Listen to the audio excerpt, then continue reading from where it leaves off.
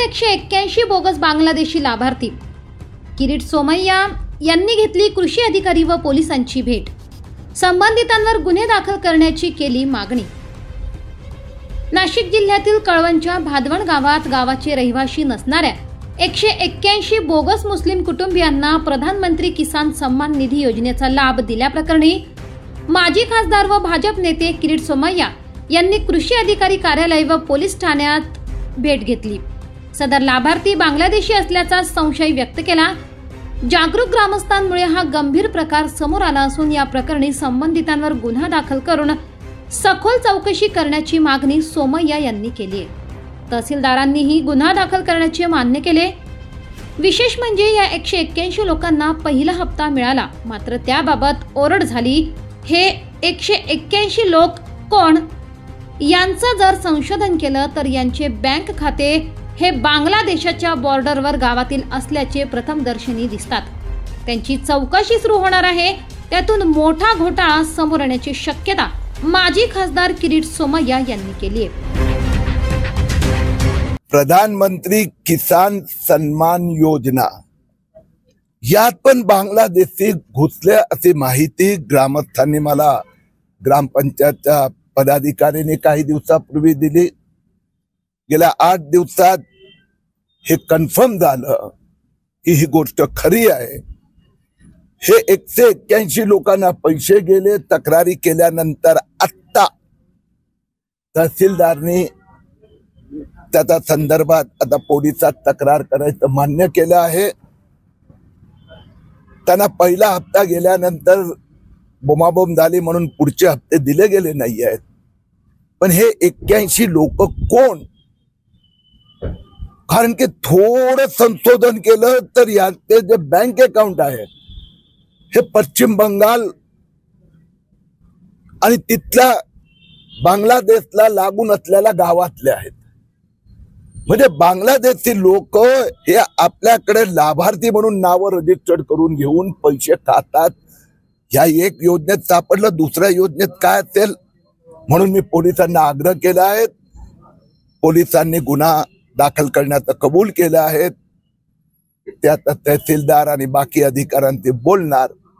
हे 81 लोक हे कोण, कोणी अकाउंट उघडले, बँक अकाउंट कुठले, त्यात काय काय व्यवहार झाले आहेत, त्यासाठी गरज पडली तर केंद्र सरकारची पण मदत घेऊ।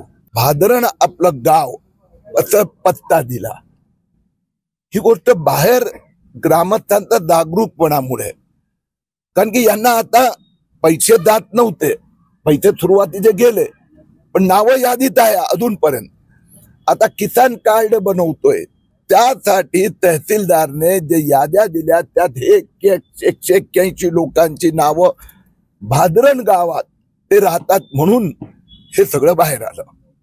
तर तुम्ही पोलिसांना गुन्हा दाखल करण्यासाठी पत्रव्यवहार केलाय की चौकशी करण्यासाठी पत्रव्यवहार?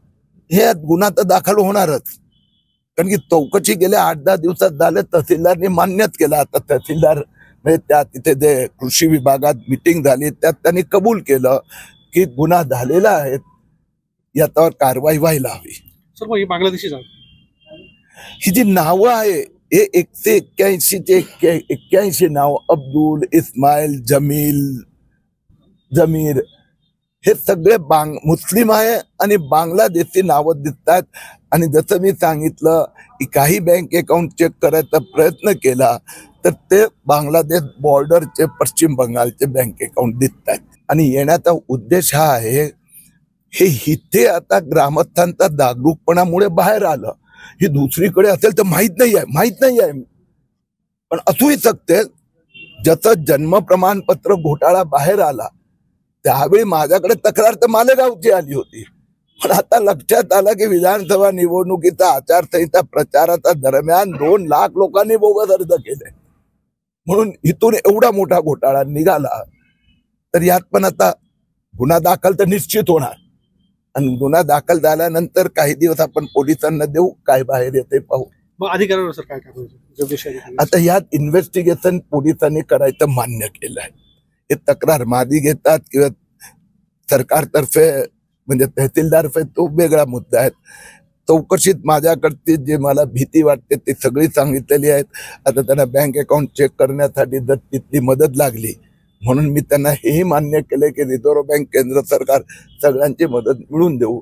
त्यात कोणी अधिकारी होता की नाही, हे अकाउंट कसे उघडण्यात आले, कुठून उघडण्यात आले, एकाच वेळी उघडले गेले की काय, हे सगळं चौकशीत यांना सायबर एक्सपर्टची पण मदत लागणार, आम्ही देऊ. साहेब, देवळ्याच्या बांगलादेशी महिला अवैध राहत होती देवळ्याला, तर त्याच्यात काय कारवाई केली, त्याच्यात का अटक झालेली नाही आरोपीला? आज बांगलादेशची विषयावर आणि जे जन्म प्रमाणपत्र घोटाळा झालाय त्यासाठी 4 वाजता मी नाशिक आयजींना भेटणार आहे, त्यावेळी याची. मराठी केसरी न्यूज साठी मुख्य संपादक दीपक सोनवणे, कळवण. दिवसभरातील ताज्या घडामोडी बघण्यासाठी आजच मराठी केसरी न्यूजला लाईक, शेअर आणि सबस्क्राईब करा.